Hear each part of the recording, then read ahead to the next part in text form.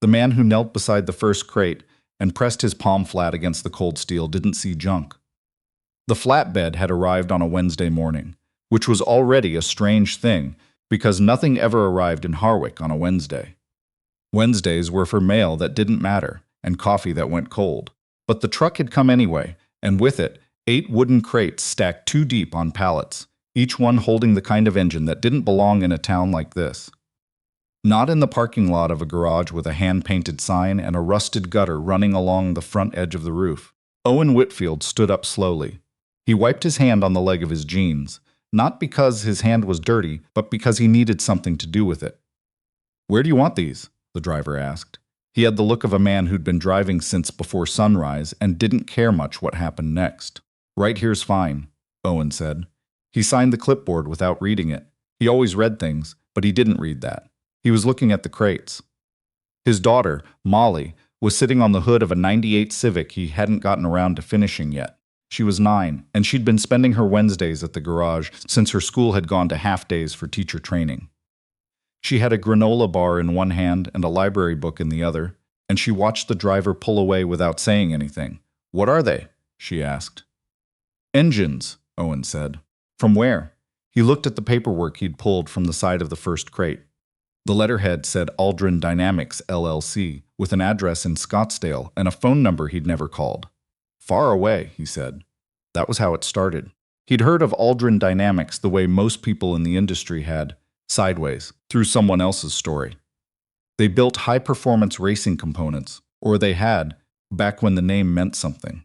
The company had been founded in the late 90s by a woman named Christine Aldrin, who'd come out of aerospace engineering with a particular fixation on thermal efficiency in combustion systems.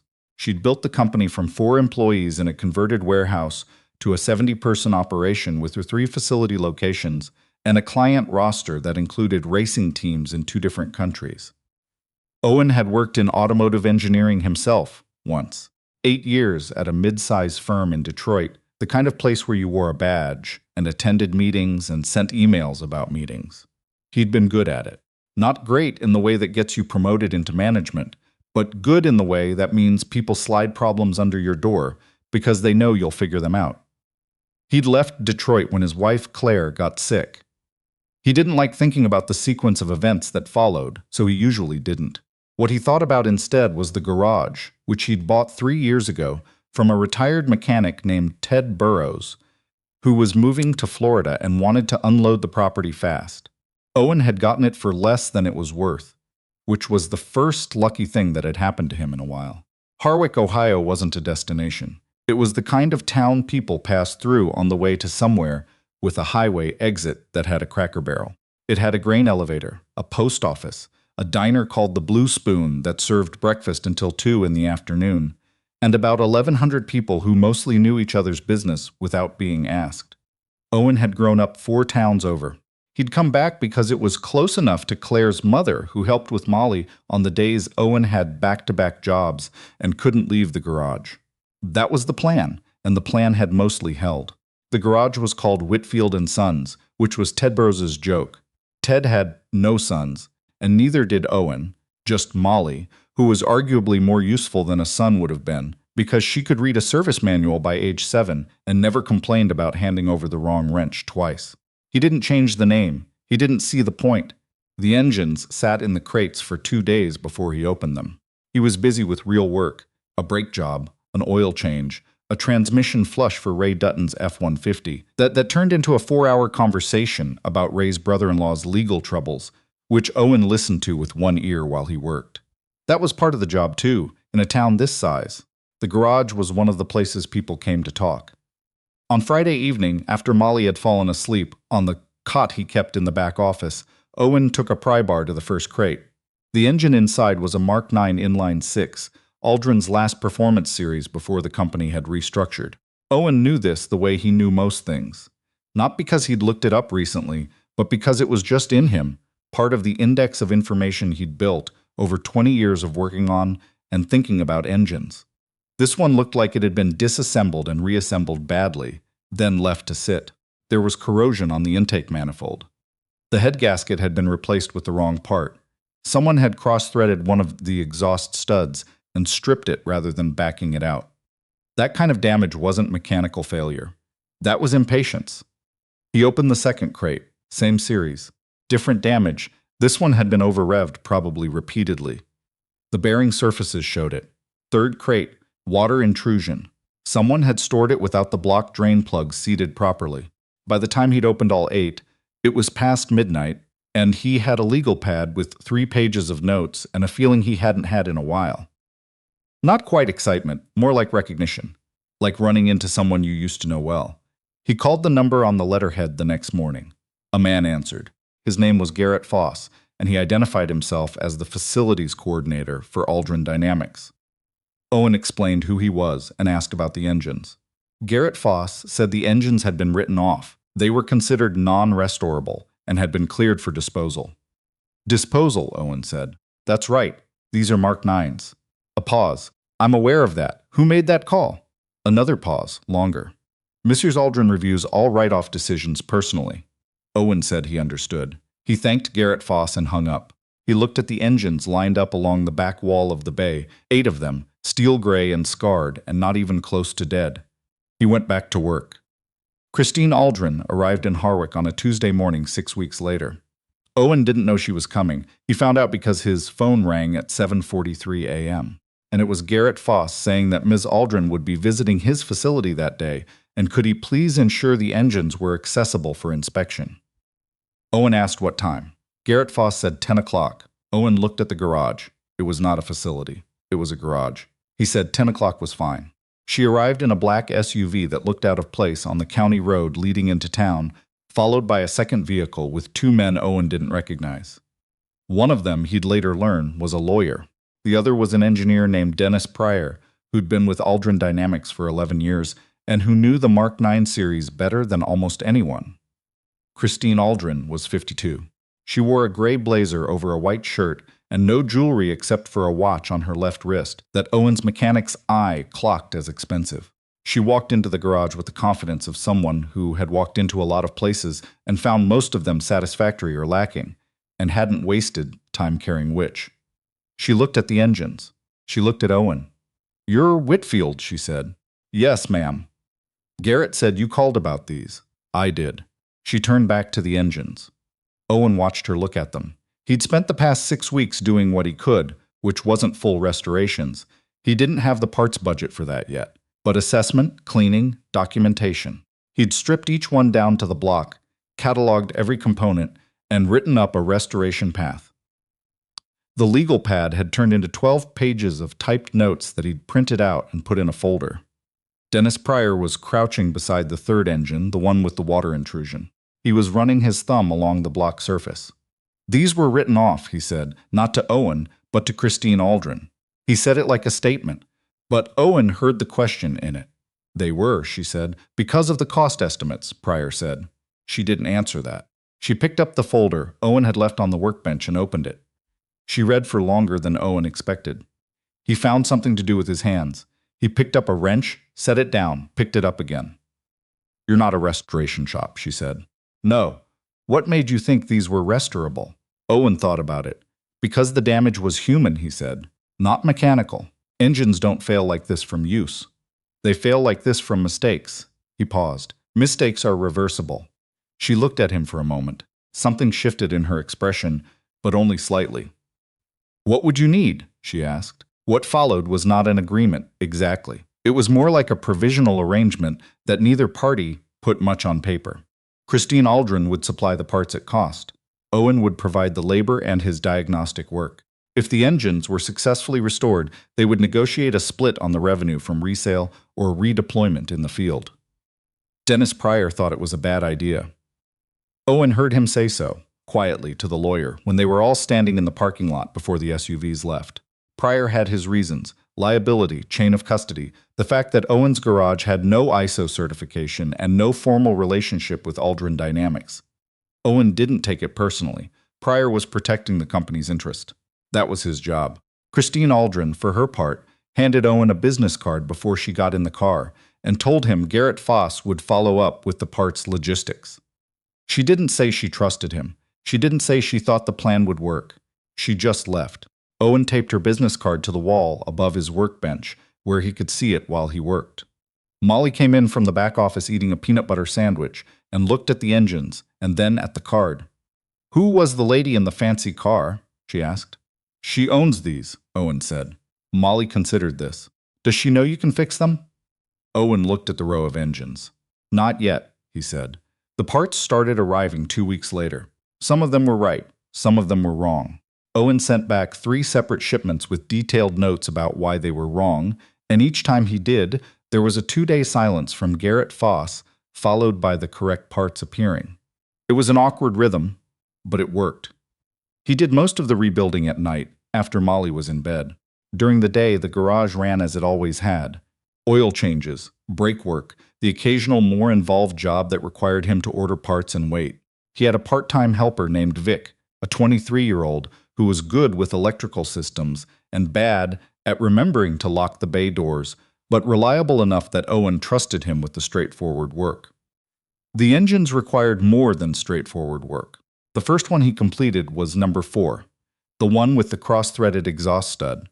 He'd had to fabricate a thread repair insert and do the extraction in stages over 3 evenings, because if he rushed it, he'd turn a correctable problem into a block he'd have to scrap.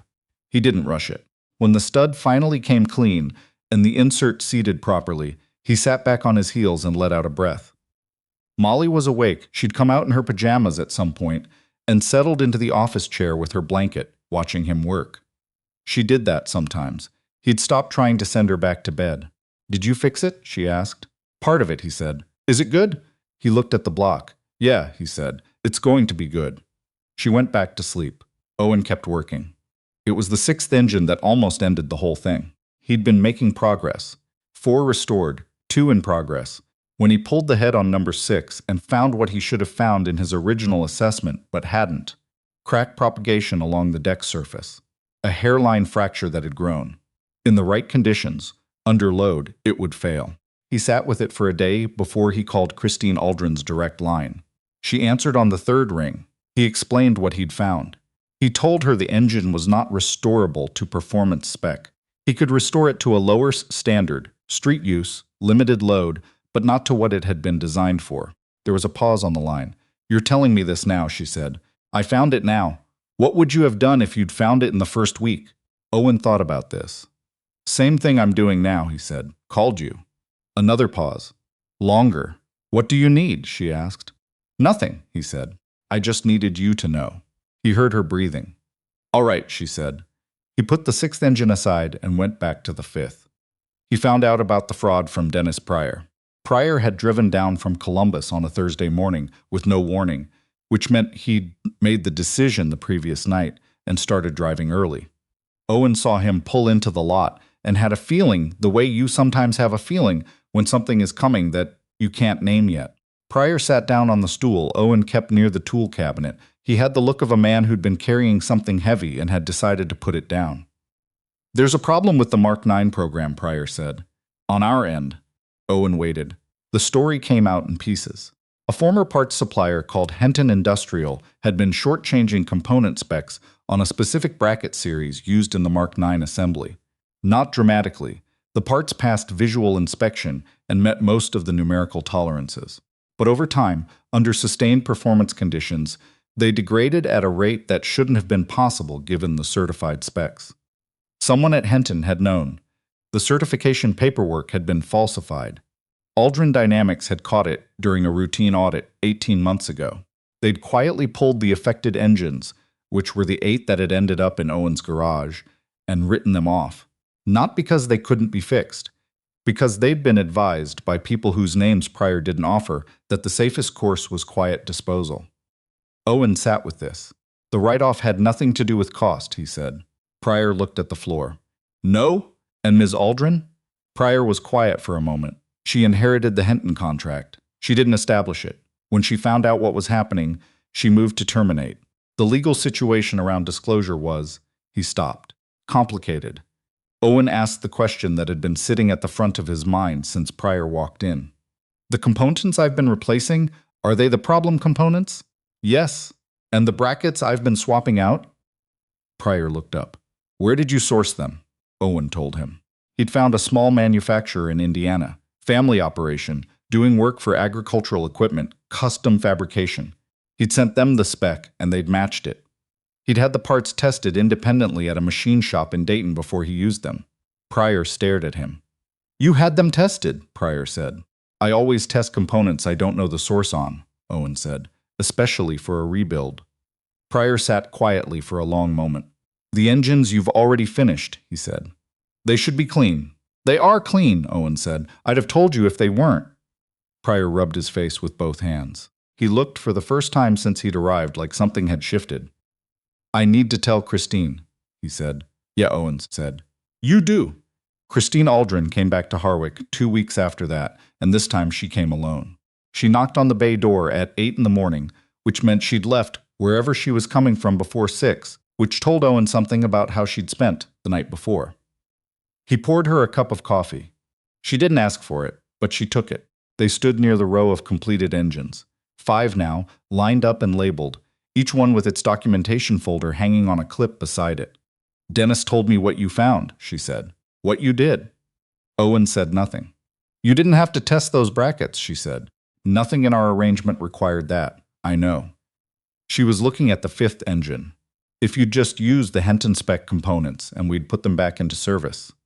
She stopped. Owen let the sentence stay unfinished. He knew what was at the end of it. "I want to restructure our arrangement," she said. He looked at her. "I want a formal agreement," she said. "I want Whitfield Automotive to have a consulting role in our component validation process. I want Dennis to work with you directly, and I want a purchase agreement for the 5 completed engines at market rate." Owen set down his coffee cup. "What's market rate on a Mark 9? Reconditioned to performance spec. With clean documentation?" She glanced at him. "Around 90,000 each."